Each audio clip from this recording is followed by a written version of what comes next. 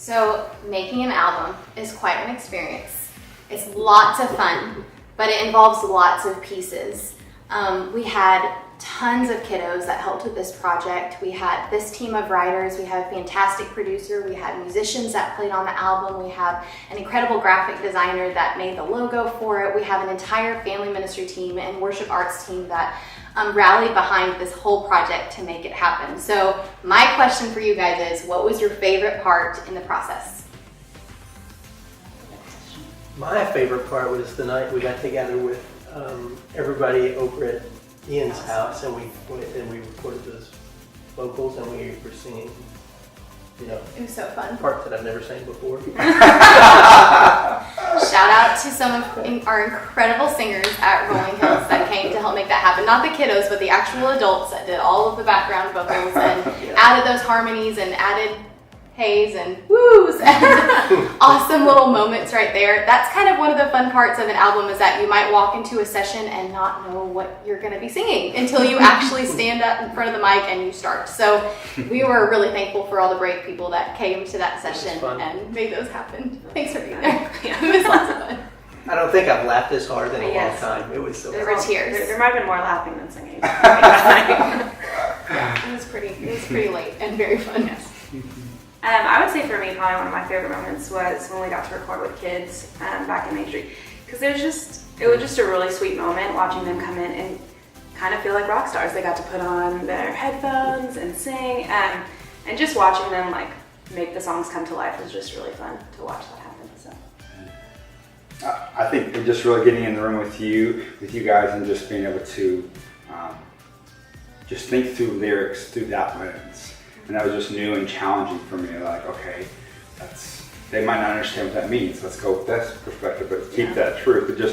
It was challenging. It's really fun to write from that angle. I really enjoyed it.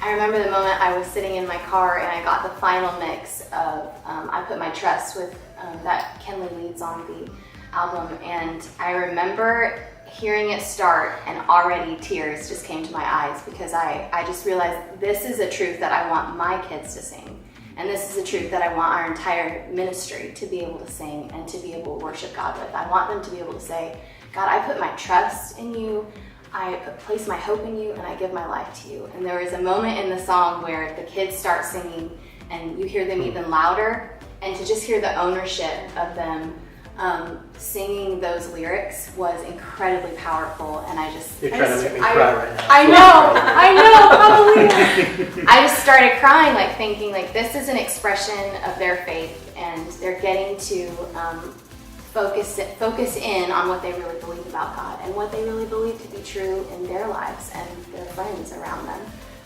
It was a really powerful moment and one of my favorite moments of this whole process. So this EP has a lot of fun in it, a lot of awesome things about it, but I want to know from you guys, what is a word, when you listen to these tracks, when you listen to this EP, what is a word that comes to mind? What description would you use for this album?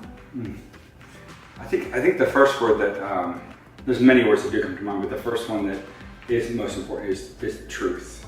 Is the truth penetrating through. Whenever the song is done, they're still singing that truth. They're still bouncing around the living room. They're still doing whatever. They're in front of their parents singing whatever. So they're grasping that truth, and it's a foundation, like we said before. It's a foundation of where their faith is going to grow.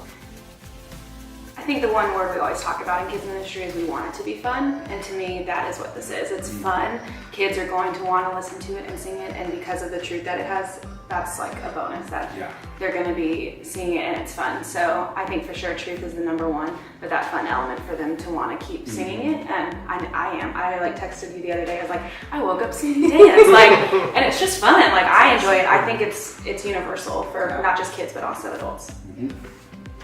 The word I would use would be joyful, which is just kind of a word that's been on my heart, and I think this album kind of screams that about kids. I think kids show us what real joy can look like, and I hear that in their voices on the album, and I hear it on Sunday mornings with the kiddos. I hear it in their conversations, and I think when we as adults can listen to kids and can start remembering what it was like to have that kind of joy as a child, I think it changes the way we worship and it changes the way we live. So I'm last, so I'm like, You guys took all took the all the credit. credit. All right.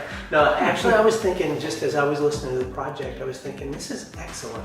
And I was thinking about that as you guys were talking. That's one of our values, one of our core values at Rolling Hills is excellence. And it doesn't matter if it's like the lyric content, the way it was produced, the vocals you guys did, the kids, everything. It's just an excellent project. I would not be afraid to show that to anybody. It's world class to me. I agree. Awesome.